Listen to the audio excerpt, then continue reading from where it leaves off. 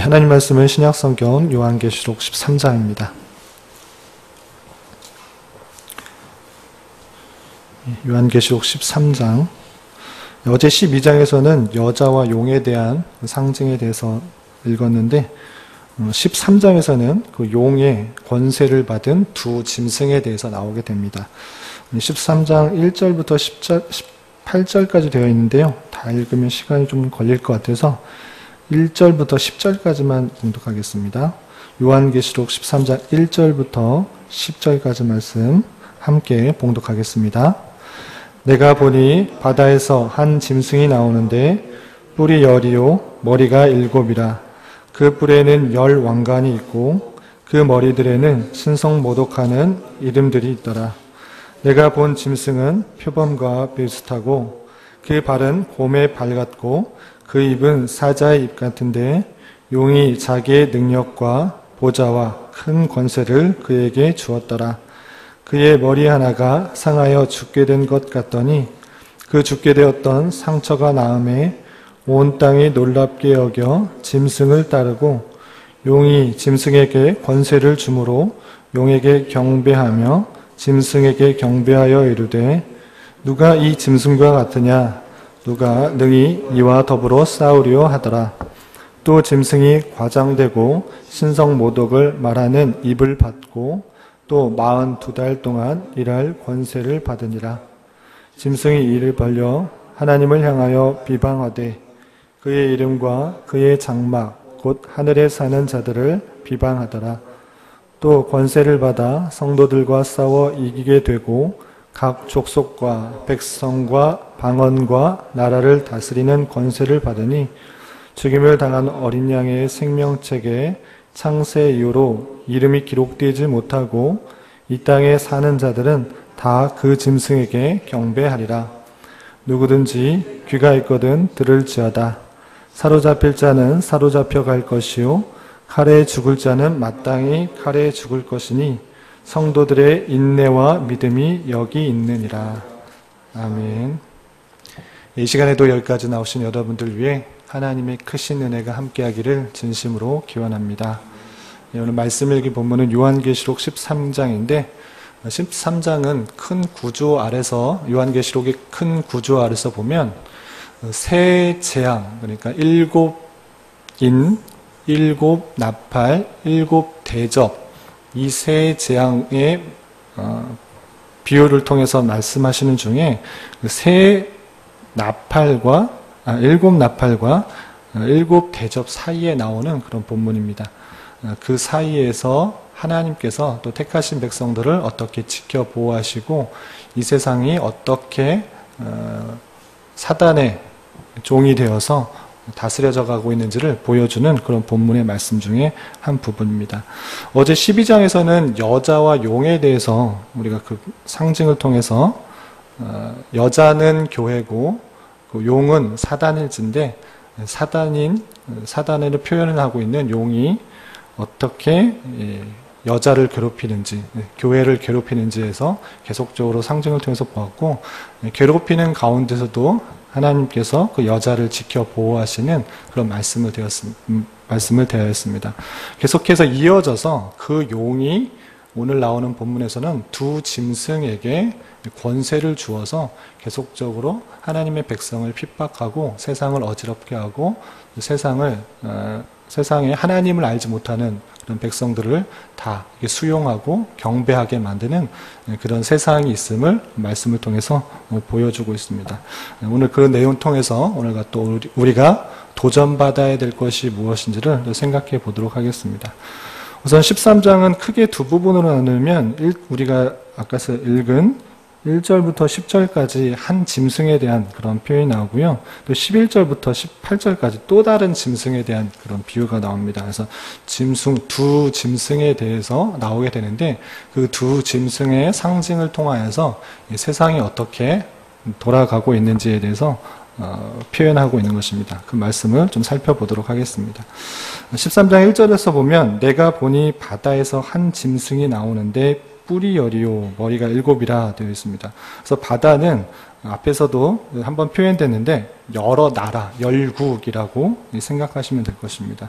그 열국에서 한 짐승이 나오는데 뿔이 열이요 머리가 일곱이라, 뿔이 10개가 달린 그리고 머리가 일곱인 그런 짐승을 표현하고 있습니다. 그 뿔에는 열왕관이 있다. 그리고 그 머리들에는 신성모독하는 이름이 있더라 되어 있는데, 이 짐승에 대해서 이게 무슨 뜻인가 여기서는 잘 알 수 없지만 친절하게 좀 몇 장 넘어가면 이것을 풀어주고 있습니다. 이 짐승에 대해서 풀어주고 있는 구절이 있는데요. 그것을 먼저 살펴보도록 하겠습니다. 요한계시록 17장 7절부터 12절까지 천사가 이 짐승에 대해서 이렇게 풀어주고 있습니다.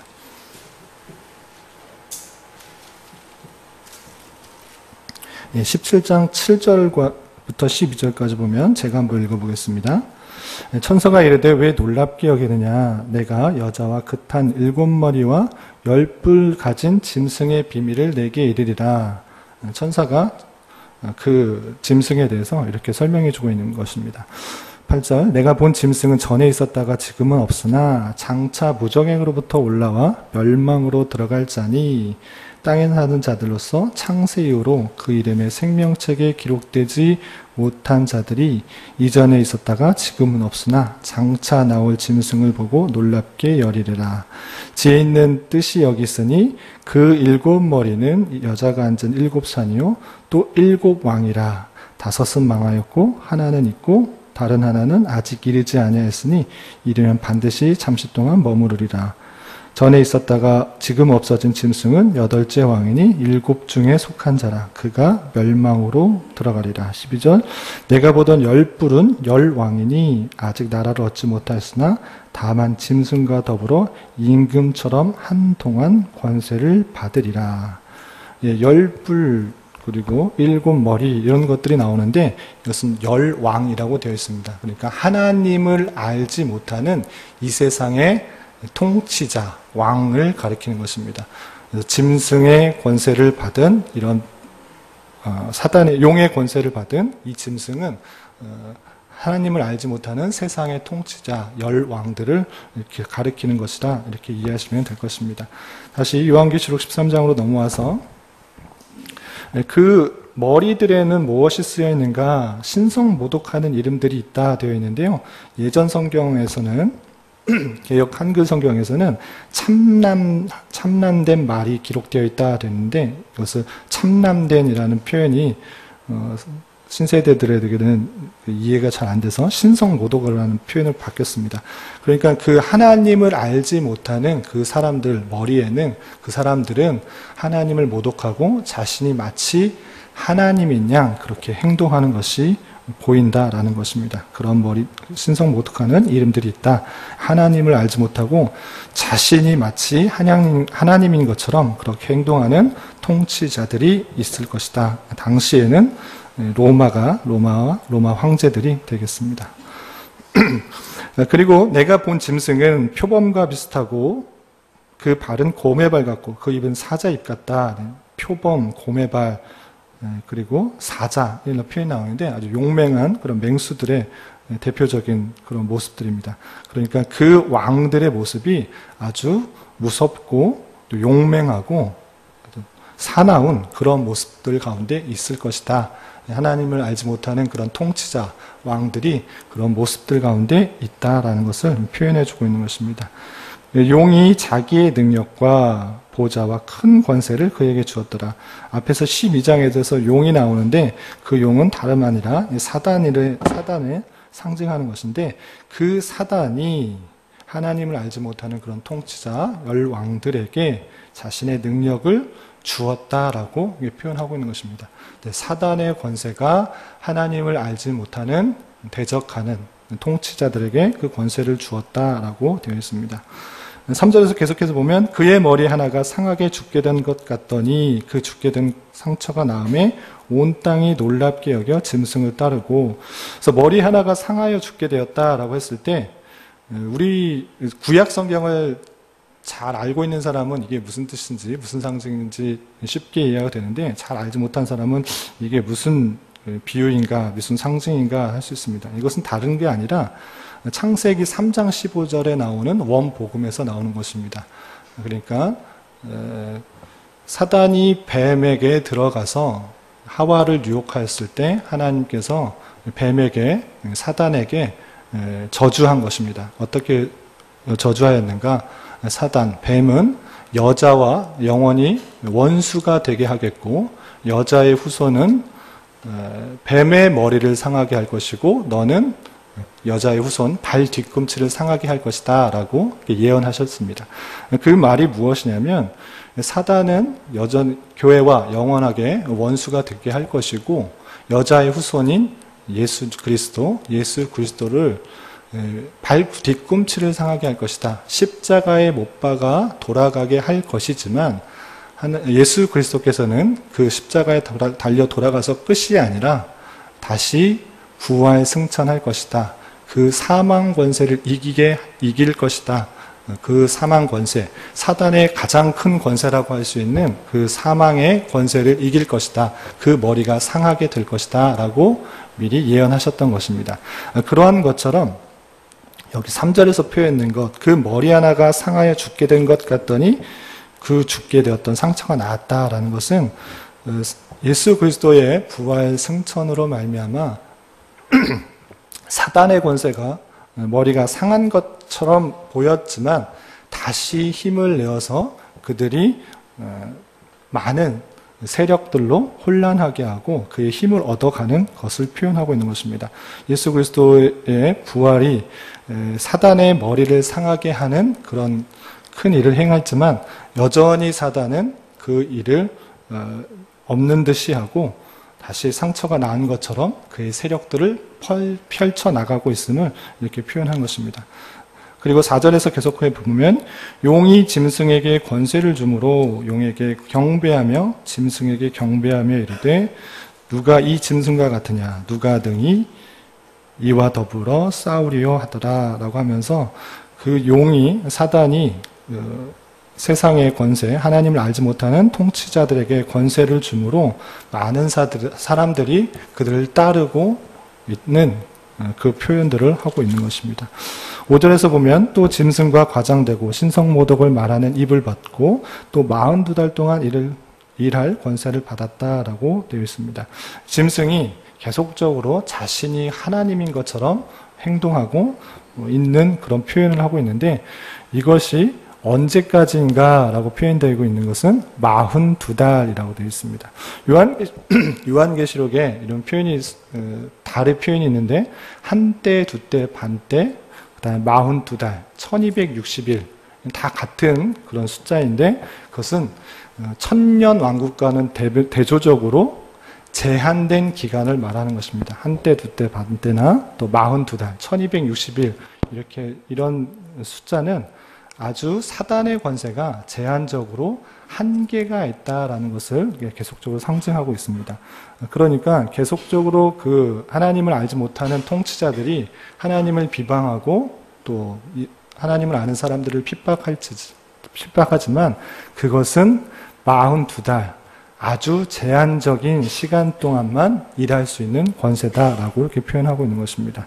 6절, 7절에 계속 그들이 어떻게 하나님을 아는 사람들을 비방하는지 또 모독하는지 계속 표현하고 있습니다. 6절 보면 짐승이 입을 벌려 하나님을 향하여 비방하되 그의 이름과 그의 장막 곧 하늘에 사는 자들을 비방하더라. 하나님뿐만 아니라 하나님을 믿는 백성들, 성도들을 비방하는 모습들입니다. 7절에 또 권세를 받아 성도들과 싸워 이기게 되고 각 족속과 백성과 방언과 나라를 다스리는 권세를 받았다. 8절 죽임을 당한 어린 양의 생명책에 창세 이후로 이름이 기록되지 못하고 이 땅에 사는 자들은 다 그 짐승에게 경배하리라. 하나님의 생명의 책에 기록되지 않은 사람, 하나님의 택함을 받지 못한 사람은 계속적으로 그 짐승에게 경배하게 되고 그 사람들은 하나님뿐만 아니라 그리고 하나님을 믿는 백성들을 계속적으로 비방하고 핍박하고 모욕하고 탄압하고 있는 그런 모습이 있습니다. 그리고 42달이라고 표현된 제한된 기간에만 세력을 입어서 족속, 백성, 방언, 나라를 다스리는 권세를 얻었다라고 표현하고 있습니다. 하나님을 알지 못하는 이 세상은 잠깐 세력을, 힘을 얻어서 각 족속, 백성, 방언, 나라를 다스리는 권세를 얻고 하나님을 비방하지만 그 사람들은 창세 이후로부터 생명책에 기록되지 않은 사람들이다 라고 표현하고 있는 것입니다. 그러니까 택함을 받지 않은 사람들이 계속적으로 사단과 결부하여서 믿는 사람들을 핍박할 것이다 라고 표현하고 있는 것입니다. 그리고 11절 이하 18절에는 두 번째 짐승에 대해서 표현하고 있습니다. 두 번째 짐승에 대해서 11절에서 보면 이렇게 표현하고 있습니다. 내가 봄에 또 다른 짐승이 땅에서 올라오니, 아까는 되게 용맹스럽고 사나운 표범, 곰, 사자의 모습을 표현하고 있었는데 요거 좀 다른 짐승으로 세상을 또 설명하고 있습니다. 또 다른 짐승이 땅에서 올라오니 어린 양같이 두 뿔이 있고 용처럼 말을 하더라. 어린 양같이 두 뿔이 있고 용처럼 말을 하는 그런 짐승에 대해서 또 표현하고 있는데요. 그래서 어린 양같이 두 뿔이 있고 용처럼 말을 하더라라는 것을 통하여서 이 세상에 있는 그런 모습 중에 하나님의 어린 양, 예수 그리스도인 것처럼 하면서 용처럼 말을 하는, 사단의 말을 하는 그런 거짓 선지자, 적 그리스도가 이 땅에 나올 것을 표현하고 있는 것입니다. 그래서 다른 짐승은, 위에서는 첫 번째 짐승은 사납고 용맹스러운 그런 하나님을 알지 못하는 통치자를 뜻한다고 하면 11절 이하 또 다른 짐승은 거짓 선지자 또는 적 그리스도의 모습이 나타나서 세상을 혼란스럽게 하고 자신에게 경배하고 있는 그런 모습을 상징하고 또 표현하고 있는 것입니다. 계속해서 12절을 보면 그가 먼저 나온 짐승의 모든 권세를 그 앞에서 행하고 땅과 땅에 사는 자들을 처음 짐승에게 경배하게 하니 곧 죽게 되었던 상처가 나은 자니라. 아까 죽게 되었던 상처, 머리에 큰 상처가 나서 다시 나았던 자, 그러니까 다 사단을 표현하는 것입니다. 사단의 권세들을 다시 받아서 행하고 있는 그런 거짓 선지자, 적 그리스도의 모습들을 설명하고 있습니다. 13절에서 보면 큰 이적을 행하되 심지어 사람들 앞에서 불이 하늘로부터 땅에 내려오게 하고, 14절 짐승 앞에서 받은 바 이적을 행함으로 땅에 거하는 자들을 미혹하며 땅에 거하는 자들에게 이르기를 칼에 상하였다가 살아난 짐승을 위하여 사단 우상을 만들라 하더라 라고 하면서 이 거짓 선지자 또는 적 그리스도, 하나님을 비방하는 그런 종교 지도자들이 사단의 권세를 받아 많은 이적들을 행하며 미혹해 할 것임을 설명하고 있습니다. 다른 성경에도 또 마태복음에도 그렇지만 말세 때 다양한 이적들을 행하며 미혹해 하는 것들이 있을 것이다 라고 표현하고 있는데, 여기서도 마찬가지로 사단의 권세를 받아서 어린 양의 뿔을 가진 것 같지만 용의 말을 하는 거짓 선지자, 또 적 그리스도, 우상 숭배자들이 많이 있음을 표현하고 있습니다. 그들이 사단의 권세를 받아 많은 이적을 하면서 미혹해 하고 사람들을 끌어모으고 있는 그런 모습들을 살펴볼 수 있습니다. 15절에서 계속해서 보면 그가 권세를 받아 그 짐승의 우상에게 생기를 주어 그 짐승의 우상으로 말하게 하고 또 짐승의 우상에게 경배하지 아니하는 자는 몇이든지 다 죽이게 하더라. 우상에게 사단의 권세를 받아서 우상을 만들게 하고 그것에 경배하지 않은 사람들을 죽게 하는 그런 모습들도 보게 됩니다. 16절에 보면 그가 모든 자, 곧 작은 자나 큰 자나 부자나 가난한 자나 자유인이나 종들에게 그 오른손이나 이마에 표를 받게 하고 누구든지 이 표를 가진 자 외에는 매매를 못하게 하니 이 표는 곧 짐승의 이름이라. 그 이름의 수라. 지혜가 여기 있으니 총명한 자는 그 짐승의 수를 세어보라. 그것은 사람의 수니 그의 수는 666이니라. 여기서 666이라는 그런 표현이 나오는데 앞서서 문맥에 같이 생각해 보면 오른손이나 또는 이마에 표를 받지 않게 가진 자 외에는 매매를 못하게 한다, 활동을 못하게 한다 라고 했을 때 그것은 세상에 속하지 않으면 살지 못하게 하는 사단의 권세를 말하는 것이고, 그런 사람들에게는 반드시 쓰여져 있는 것이 666이다 라고 하고 있는 것입니다. 666이라는 그런 숫자는 다양한 견해와 해석들이 있는데, 정통적으로는 6이라는 숫자, 7이라는 숫자가 완전수, 또 하나님이라고 생각하면 6이라는 것은 짐승의 숫자입니다. 사단의 숫자, 짐승의 숫자인데, 이것은 666, 세 번이나 거듭 표현하면서 이마나 또 오른손에 표를 받은 확실하게 세상에 속한 사람들이다. 세상에게 절하고 또 거짓 선지자, 적그리스도에게 속한 그런 사람의 모습이다 라고 했습니다. 우리가 14장에서도 또 나오고 앞서서 살펴본 것처럼 14만 4천 명은 머리에 하나님의 인을 받았습니다.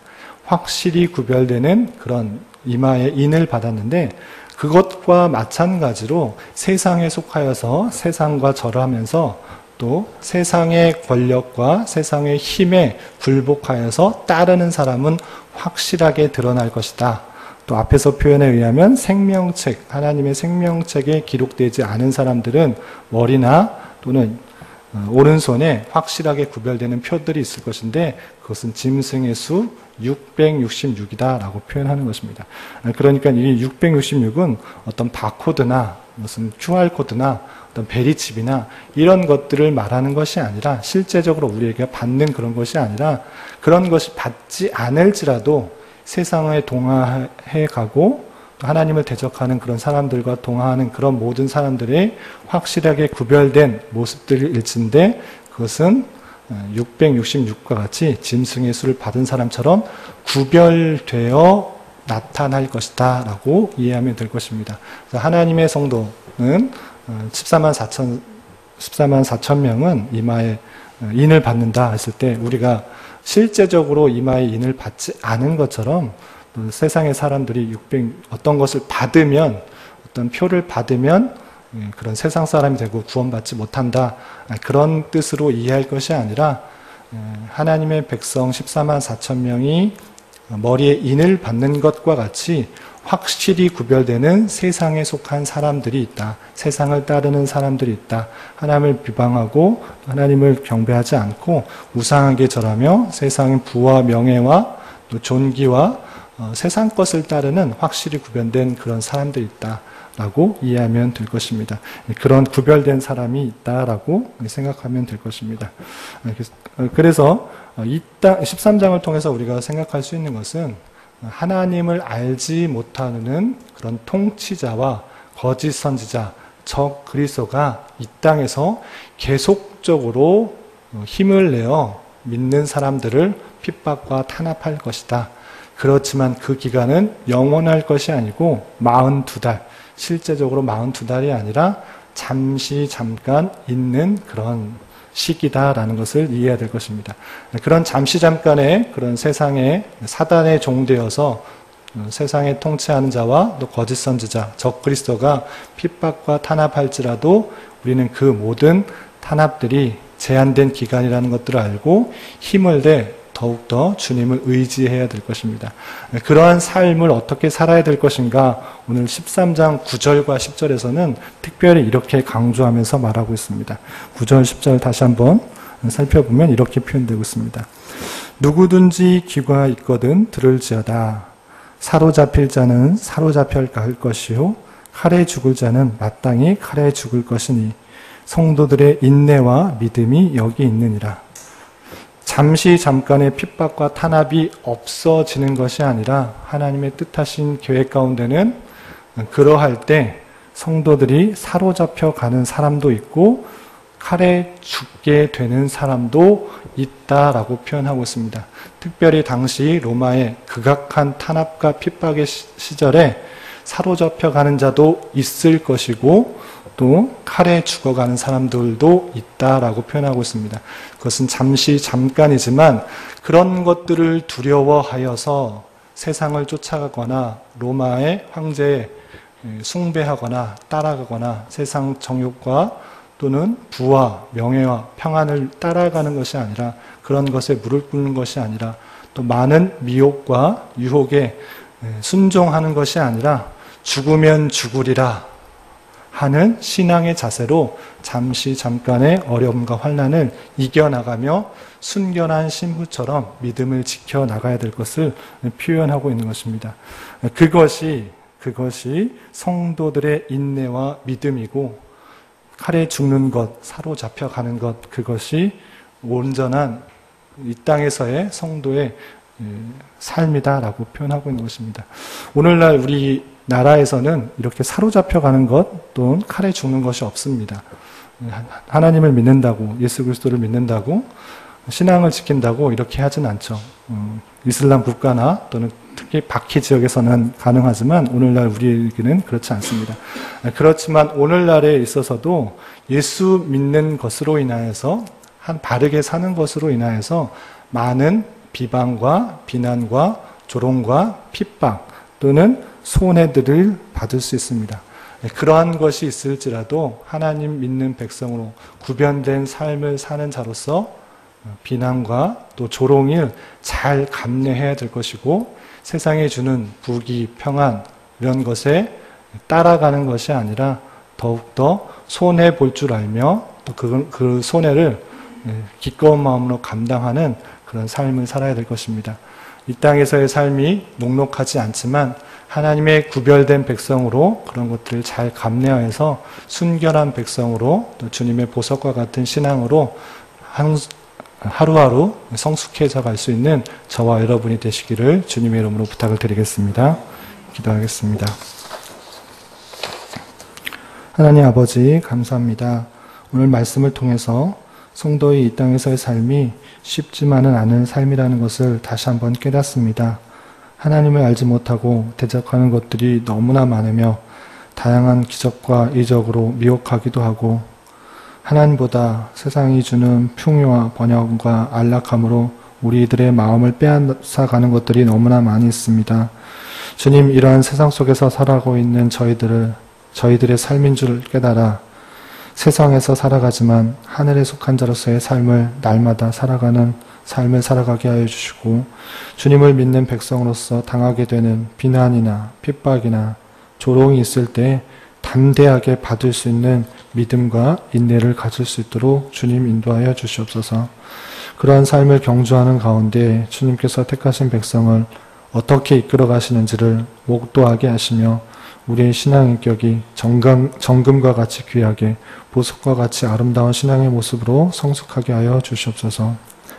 주님, 나라와 민족을 위해 기도합니다. 위정자들에게 함께하여 주시고 백성들을 진정으로 위하는 판단과 정치를 하도록 인도하여 주시고, 남과 북의 관계가 평화 가운데 하나가 되게 하여 주시며, 복음이 이 땅 위에 편만하게 전해지는 은혜 또한 허락하여 주시옵소서. 교회가 주변의 재건축 문제로 중요한 시기에 있습니다. 세상의 방법과 가치관이 아니라 하나님의 백성에 다운 모습으로 잘 결정하며 이웃에게 선한 영향력을 끼치는 기회가 되게 하여 주시고, 어두워져 가는 세상 속에서 계속해서 소금과 빛의 역할을 잘 감당하는 은혜가 있게 하여 주시옵소서. 교회를 이 모양 저 모양으로 섬기시는 담임 목사님, 중직자들, 임직 예정자들, 보이지 않게 수고하는 모든 손길 위에 함께하여 주시고, 영육간에 강건하게 하여 주시며 맡겨진 여러 가지 일을 감당하는 데 부족함이 없도록 인도하여 주시옵소서. 교회 내 여러 병약자와 이런저런 문제로 마음 아파하는 자들이 있습니다. 주님 친히 함께하여 주셔서 위로하여 주시고 평강 가운데 감사의 고백이 늘 넘쳐나게 하여 주시옵소서. 이 시간 한 주간의 삶과 하루의 삶을 올려드리며 각자 간구하는 입술의 고백 위에도 주님의 선한 열매가 있게 하여 주시옵소서. 예수님의 이름으로 기도드리옵나이다. 아멘. 하늘에 계신 우리 아버지,